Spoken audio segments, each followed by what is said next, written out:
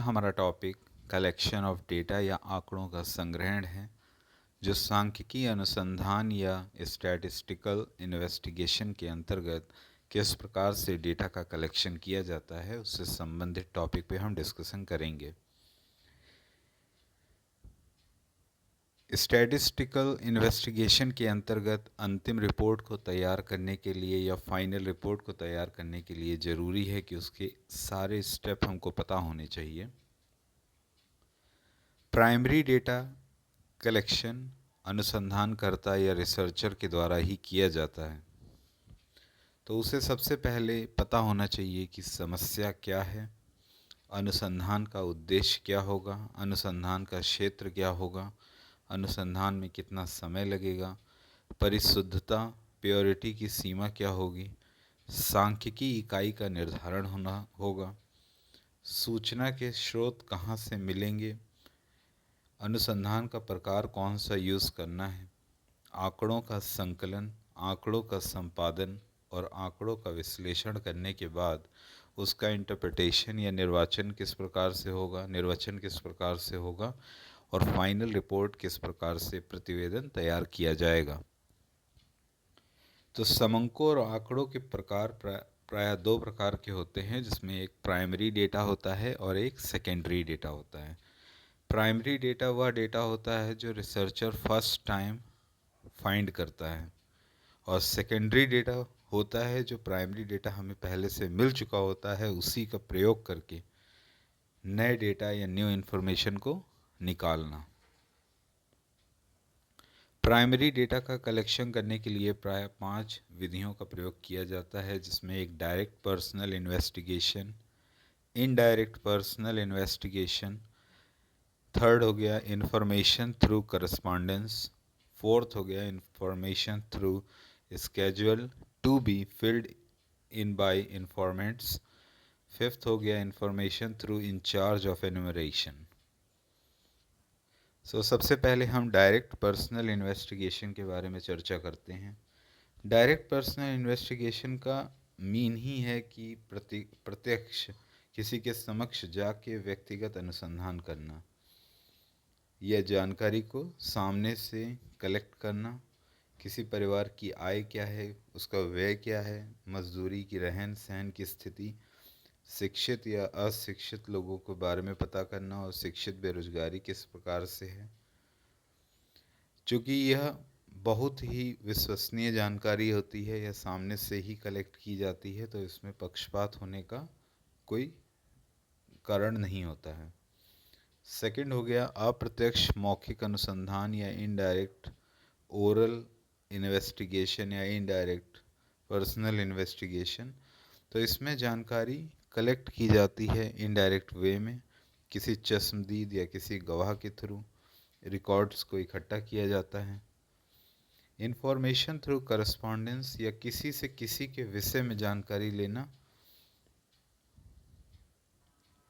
अगर हम जानकारी का कलेक्शन कुछ इस प्रकार से करते हैं कि एक संवाददाता पर्टिकुलर प्लेस के बारे में जानकारी दे रहा है, तो ऐसी कंडीशन में जो जानकारी कलेक्ट होगी या इंफॉर्मेशन थ्रू करस्पॉन्डेंस होगी।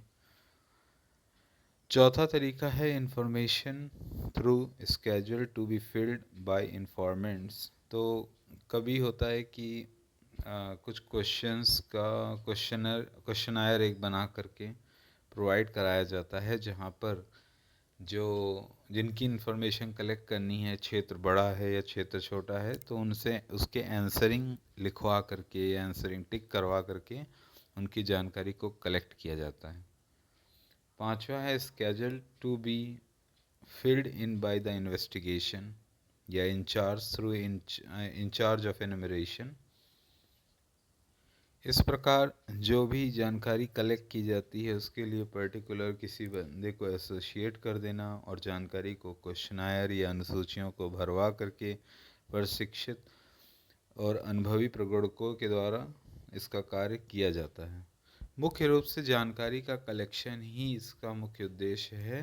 प्राइमरी डेटा में कोई भी जगह की कोई भी जानकारी चाहिए तो उसके लिए ज़रूरी है कि वहाँ के जानकारी कलेक्ट करनी है। अगर फर्स्ट टाइम अगर आप करने जा रहे हैं एज अ प्राइमरी डेटा, तो प्राइमरी डेटा के रूप में अगर कोई भी जानकारी कलेक्ट करनी है तो ज़रूरी ये हो कि वो जानकारी नई होनी चाहिए और उस जानकारी में ज़्यादा से ज़्यादा प्रत्यक्षता होनी चाहिए, पक्षपात नहीं होना चाहिए और क्षेत्र विस्तृत होगा तो बेहतर रहेगा। किसी क्षेत्र की हमको इनकम के बारे में पता करना है, कहीं के एक्सपेंडिचर कहाँ का ज़्यादा है, कहाँ पे पॉपुलेशन का क्या है, तो इस प्रकार से जानकारी को कलेक्ट किया जाता है और इसी जानकारी का यूज़ करके जब हम मेटा इंफॉर्मेशन प्राप्त करने की ओर बढ़ते हैं तो उसे ही प्राइमरी डेटा का यूज़ करना, या इसे हम सेकेंडरी डेटा कहते हैं।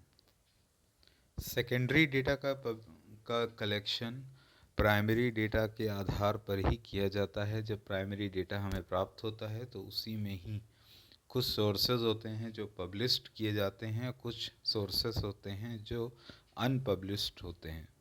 तो पब्लिश्ड सोर्सेज की जानकारी कलेक्ट करने के लिए हमें गवर्नमेंट सोर्सेज या गवर्नमेंट पब्लिकेशंस से जो भी रिकॉर्ड मिलता है उससे हम उनका इस्तेमाल करते हैं। चूँकि गवर्नमेंट पब्लिकेशन जो है ये हमारा प्राइमरी डेटा है, इसी से ही अगर हम कोई अदर इन्फॉर्मेशन, नई इन्फॉर्मेशन निकालते हैं तो यह सेकेंडरी डेटा के अंतर्गत आता है।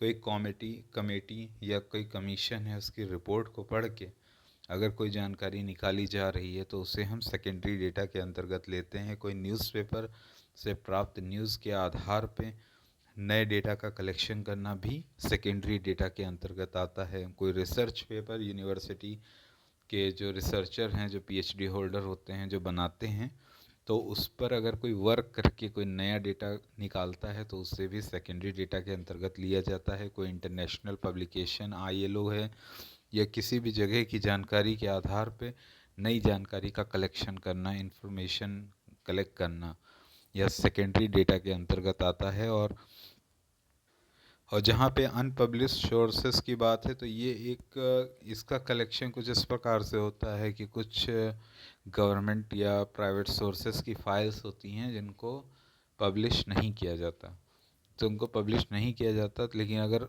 उसकी जानकारी के आधार पे कोई नई जानकारी हमें प्राप्त होती है तो उसे हम सेकेंडरी डेटा के अंतर्गत ही लेते हैं।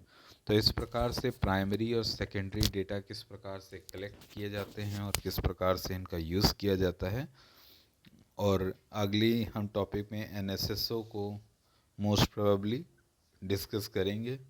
ये कोई बहुत कठिन टॉपिक नहीं है, इसका यूज़ इकोनॉमिक्स में और कई अदर सब्जेक्ट में भी होता है कि किस तरीके से इंफॉर्मेशन को कलेक्ट किया जाता है। अक्सर ये बीएड में भी पढ़ाया जाता है।